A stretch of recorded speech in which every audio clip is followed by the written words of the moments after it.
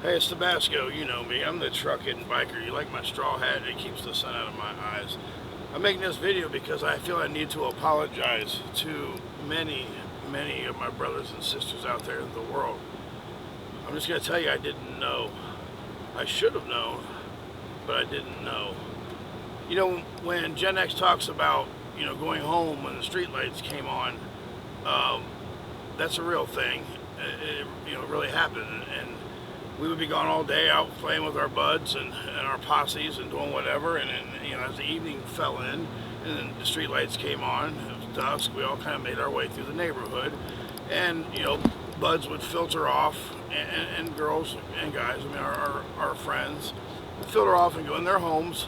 And I often say that not all of us went home when the street lights came on. But, you know, I'll be honest with you, I have to admit that as a youngin', I envied many of you. I saw your homes as different than mine. I saw, wow, what a normal home that would be. I wonder what it would be like to live there or to have, mom and dad together and stuff. See, my house wasn't like everyone's. It wasn't completely unique. It was the party place, especially on weekends. There was always people there, a lot of drinking, a lot of beer, a lot of loud music, a lot of motorcycles also. Um, People laughed. They had a good time. They blew off steam for the week. Um, from the week, and it wasn't hidden from me. Even from actually the start of my life, from day one. Um, Now that's not normal, I think. But then what is? Is there any such thing as normal? I don't think there is now. See, I have wisdom now.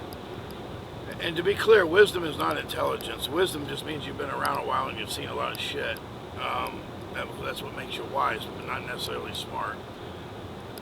You know, so I didn't know. I should have known. I looked at the same milk cartons that you did when we had our Saturday morning cereal, watching cartoons. And I just didn't know. You see, I thought it was as rare as a four-leaf clover. I thought it was as rare as a double rainbow. I thought it was as rare as a serial killer. Um, I didn't know that it was prevalent. I just didn't know. And I want to apologize for that. See, I didn't know until my adulthood that it was all around me. I didn't know that I knew people that were victims. I didn't know the statistics were, 1 in 4 young females and 1 in 7 young boys will be victimized. I didn't know that.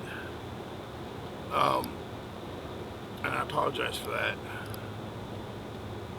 I I didn't know that it was the neighbor or the mailman or the vice principal or the principal, or it was the pastor, or it was the insurance agent, or it was a family member, a cousin, an uncle, a father, a mother, a sister. I didn't know. I didn't know that's who they were, that were doing this to our young children. I didn't know that not all of those houses that looked so perfect when they went home, some of them hid tremendous pain, and I didn't know. I didn't know I had people in my life that I care about that suffered that same fate.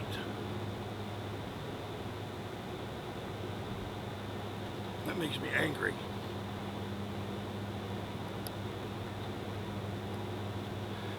Let me just say this to you predators. I don't hate you, and I should. I don't hate you because I don't know you, and it's also, isn't it difficult to hate your friend or who you thought was your friend or your family member if you find out that they were victimizing people, or your neighbor, or anyone, or a stranger? Maybe less of a stranger, but I don't hate you. But I heard something once about, I think the Marines was quoting it, and I did not serve the Marine Corps, so I'm not stealing valor. I'm just saying that I like a saying that I heard that but they will arrange the meeting. They won't judge you, but they will arrange the meeting, and I'm down with that.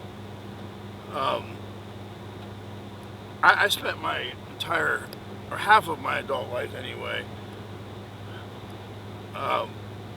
fighting for things that maybe didn't matter as much, over invisible lines in the sand and over an outdated ideology. You know, I've had contracts on my life. The last 3 years of my club slash gang life was, you know, for somebody to collect on me, anyone to collect on me for about 10 grand, and a few others who are real people.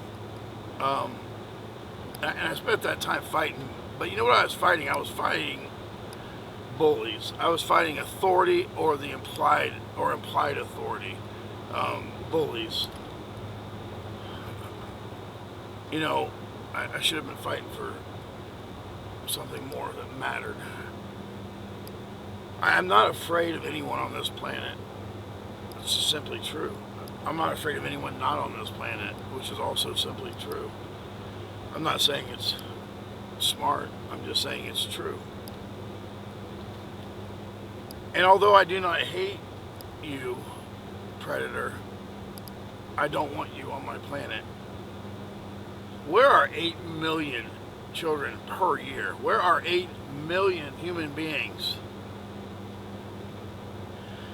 I don't care if you are not a predator, but you facilitate in the feeding the cabal that has been consuming these children, and for one reason or another, and not always just for their gratification that I will never ever understand.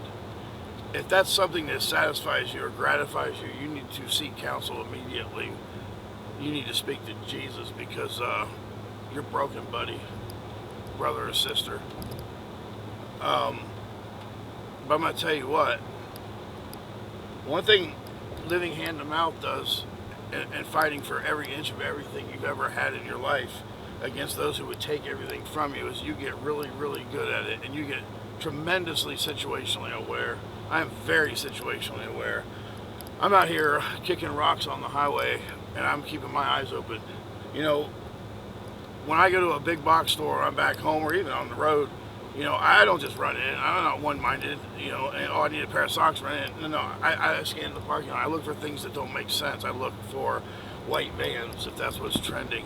Ice cream trucks at night. I look for those things, because I'm hunting you. I am hunting you, Predator, and I'm really good at it.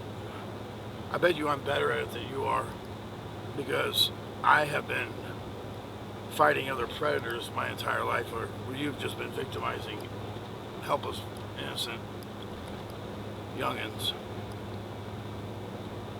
And I won't lose a wink of sleep over removing you from my planet, and I'll stand before anyone's God and defend that.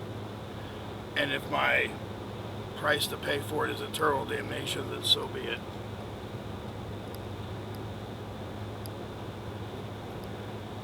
These predators destroy victims' lives forever. It's never fixed. It will never get better. You've taken something that can never be given back. It's unforgivable. It is evil of biblical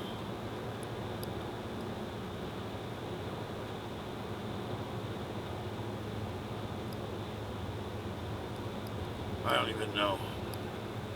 I don't know how. I can tell you, ladies and gentlemen, until we grow a pair as a species and show these demons that we are willing to do tremendously bad things in the name of righteousness, that we will not only meet their fire with fire, we will bring a volcano with us. They're going to continue to win. They're winning now. They have entire industries controlled by it. The island was used to control. I didn't even know about the island. So it was way past the island. They use it as mechanisms of control, as blackmail, politicians, world leaders, billionaires. If I could be a billionaire, if nothing else, for one reason, to have one single Bruce Wayne, somebody with unlimited funds that's actually on the good side, would be an amazing thing. It's also a dream, like Santa Claus and the Tooth Fairy, I'm afraid. But again, let me just tell you this, Predator, I'm hunting you, and I'm not the only one. Ladies, when you come out of a department store and you're not paying attention, I am. If I'm sitting there, you don't see me. I'm not stalking you. I'm looking over your shoulder to protect you. And there are people out there like me. Know that when you're in my company, you are safe with everything that I have. And let me tell you, if you're in my company and you're a predator who ruins families and people's lives, there's nowhere in this universe that you'll be safe. And that's called keeping it real.